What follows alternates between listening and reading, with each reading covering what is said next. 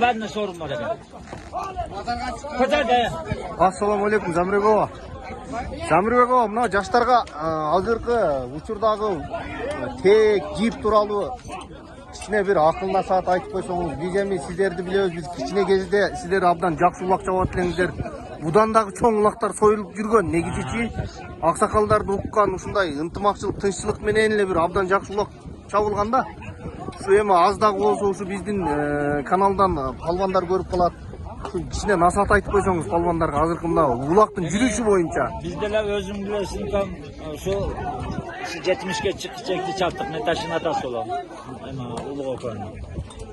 Şu ilgili yer aksakalar olurdu. Kaylilin, Markız, Alay, Boronova, Ayşata, Geroy Mahmut. Şular 4 aksakal yerden çıkıp uyuşatlardağı mınavşoğun baldardı koy deydiler. Koyvoy, milisa da gelip toktatalbağanda şu 4 aksakal toktatıp koydular. Tilalvayvı, Julani kargaş korup durup salaydılar şol cinini. Anan ile iyi geldi. Bana karavaşın endi. Sorun da yok. Tılıştırat şu. Kalininge koysun, ana Marks'a koysun, ana çalma koysun. Ölçütmen ıntıbaşlığını çapsa olur diyorsun böyle. Benim bazı yaş baldardı akıl aytıp oldu işte. Azıkları tangalasın. İlgili şu aksakallar koy degende koyardılar. İlgili bunda sorun olmaydı. Bazı sorun degen böyle ödetti şu atasın arada. İlgili tolk aksakalların batasını aladılar. Olmayın, davay.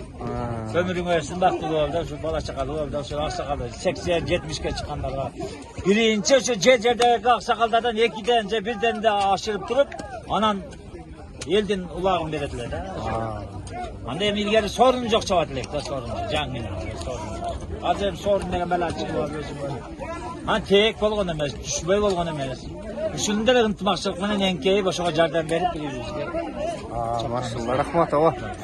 Мекендештер, Көкбөрү сүйүүчүлөр, Аламан улак сүйүүчүлөр, мына биздин Көкбөрү федерациясында, достук командасында, деле Кыргызстандын атагы чыккан командаларда оюн көргөзүп келген Таши менен Улук мырзанын атасы ушу аксакал болот. Тааныбагандар, таанып алыңыздар.